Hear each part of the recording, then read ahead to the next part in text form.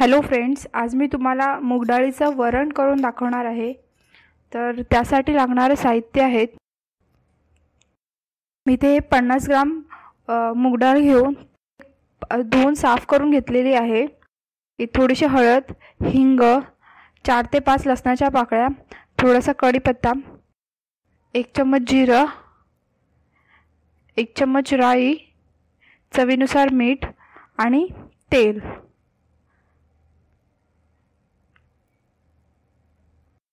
थोड्याशाने एक मी कापलेली मिरची पण घेतलेली आहे इथे, आणि थोडासा टोमॅटो, जेमतेम अर्धा टोमॅटो आणि थोडीशी कोथिंबीर।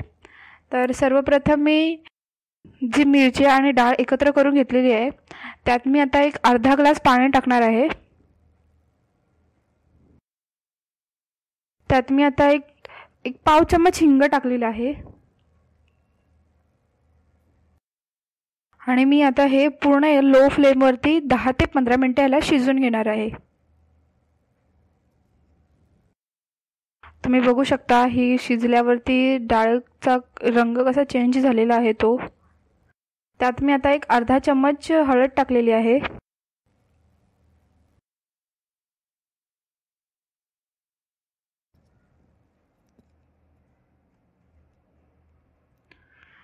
त्यात मी आता 1 चम्मच जिरं टाकलेलं आहे,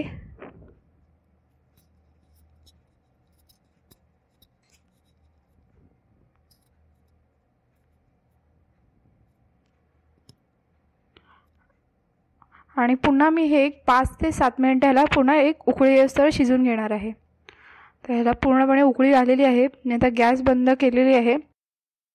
ही डाळ उकडून माझी तयार झालेली आहे।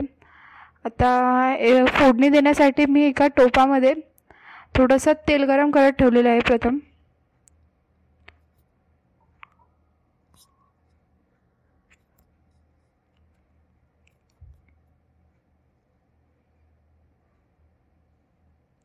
आता त्यात मी 1 चम्मच राई टाकलेली आहे,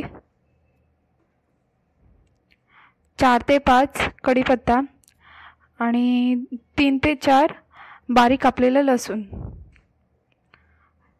तर हे लसणाचा पण कलर थोडा चेंज झालेला आहे। त्यात मी आता ही जी उकडलेली डाळ होती ती मी टाकलेली आहे।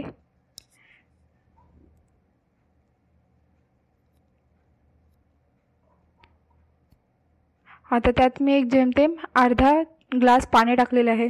तुम्हाला ज्या प्रमाणात पातळ हवं असेल त्या प्रमाणात तुम्ही इथे पाणी यूज करू शकता।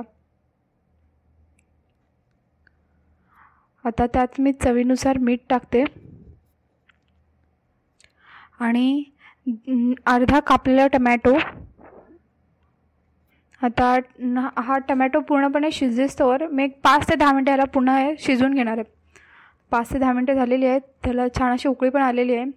आता गॅस बंद करून मी त्याच्यावरती कापलेली कोथिंबीर टाकलेली आहे।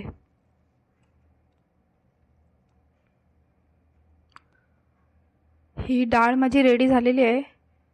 तुम्हाला माझी जर ही व्हिडिओ आवडली असेल तर प्लीज लाईक करा, सबस्क्राईब करा, आणि तुम्हाला काही डाऊट्स असतील या रेसिपीबद्दल तर ते तुम्ही कमेंटमध्ये विचारू शकता। थँक्यू।